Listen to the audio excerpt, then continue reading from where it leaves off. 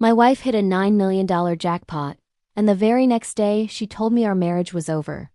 She looked me dead in the eye, handed me divorce papers, and gave me 24 hours to pack my bags and get out of the house I had helped build. She thought she had it all figured out, that she was leaving me with nothing while she walked away with a fortune. But in her rush to cash in and cast me out, she forgot about one tiny, yet crucial detail: the prenuptial agreement her own parents forced me to sign. It all started on what felt like the most ordinary Tuesday. I came home from a long day at work, ready to just relax and have dinner with my wife, Sarah. We'd been married for 10 years, and while things weren't perfect, I thought we were solid. We had our ups and downs like any couple, but I believed in our vows, in the life we had built together. When I walked in, she was practically vibrating with excitement. She held up a small piece of paper, her hands shaking. "You are not going to believe this," she said, her voice a high-pitched squeal. "I won. I actually won the lottery." I stared at the ticket, then at the numbers on the lottery website she had pulled up on her laptop. $9 million. It was an amount so staggering it didn't even feel real. We jumped around the living room, laughing and yelling like kids. I hugged her tight, thinking this was it. This was the start of a new chapter where all our financial worries would just disappear. We could finally travel, maybe start that little business I'd always dreamed of. For a moment, it felt like a shared dream come true.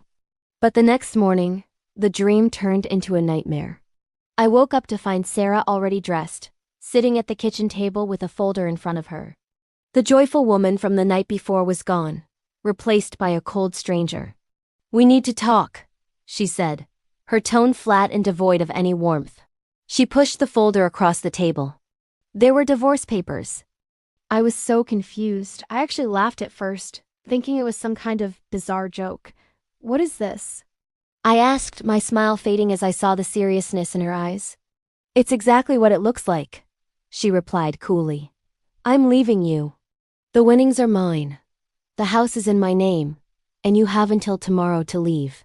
The words hit me like a physical blow. I couldn't breathe. My wife of 10 years was not just leaving me, she was throwing me away like garbage the second she got rich. She explained, with chilling calmness, that she had felt trapped for years, and this was her ticket out. She said she had already spoken to a lawyer and that I didn't have a leg to stand on. All major assets were in her name, a strategy she'd apparently been planning for some time. I was devastated, blindsided, and utterly heartbroken. She watched my world crumble with an unnerving detachment, her mind already on her new life without me. As I sat there, reeling from the shock, she laid out her grand plan to leave me with absolutely nothing. But she didn't realize that in her moment of triumph, she had made a fatal error. If you enjoy emotional and dramatic revenge stories, please subscribe for more. The pain of her betrayal was immense. I had supported her through everything. When she wanted to go back to school, I worked 2 jobs to pay for her tuition. When her father got sick, I was the one who took care of him, driving him to appointments and staying by his side. We had built a life together, or so I thought. Now she was looking at me as if I were a stranger, an obstacle to be removed. I spent the rest of the day in a daze, packing my belongings into boxes. Every object held a memory, a ghost of the life I thought we had. She floated around the house, making calls to financial advisors and travel agencies, her voice filled with a giddy excitement that felt like a knife twisting in my gut. She didn't offer a single word of comfort or regret. It was as if our decade together meant nothing. By the time evening came, I had packed a few suitcases with my essentials.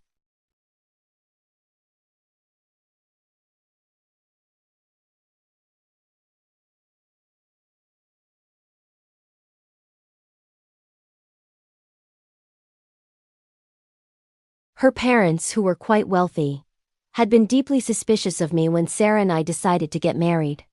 They saw me as someone from a lower-class background who was just after their daughter's future inheritance.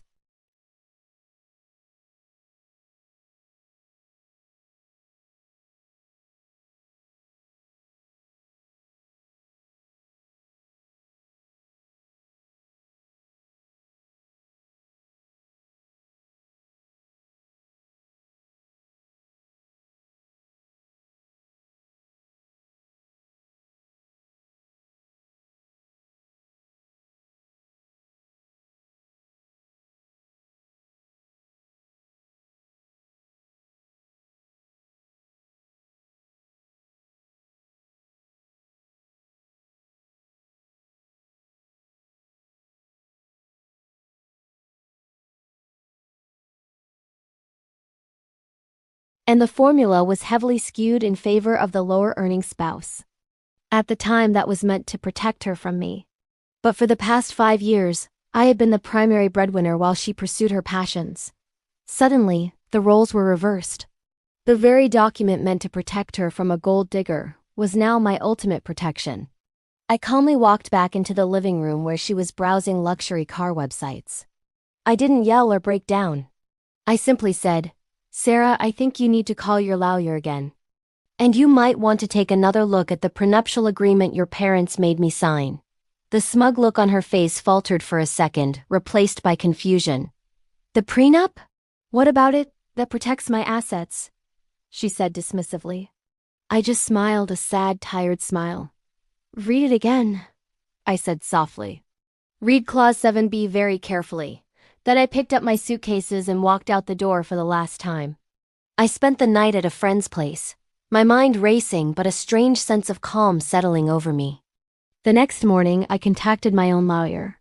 I explained the situation, and when I mentioned the prenup, he became very interested. I forwarded him the copy I had kept. A few hours later, he called me back, barely containing his excitement. "This is incredible," he said. "This is a legal masterpiece. You're not just entitled to half the winnings.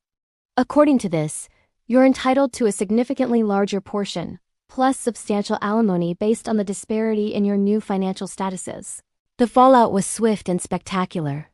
Sarah's lawyer must have given her the same news, because my phone started blowing up with frantic calls and texts from her. The cold, confident woman was gone, replaced by a panicked, desperate person I barely recognized. She begged me to talk, to reconsider. She said she had made a terrible mistake, that she loved me, that the money had made her crazy. But her apologies rang hollow. She wasn't sorry for betraying me. She was sorry she got caught. She was sorry her plan had backfired so catastrophically. In court, it was no contest.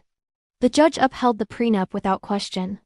Her plan to walk away with $9 million and leave me with nothing had been completely and utterly dismantled by the very document her own parents had created. In the end, I walked away with the majority of the lottery winnings and ownership of the house she had so coldly kicked me out of. Her greed and betrayal cost her everything. She tried to win it all but ended up losing more than just money. She lost the one person who had truly loved and supported her. Sometimes, the best revenge isn't loud and explosive, but quiet, legal, and absolute. Thanks for watching. Don't forget to subscribe for more Reddit-style revenge stories.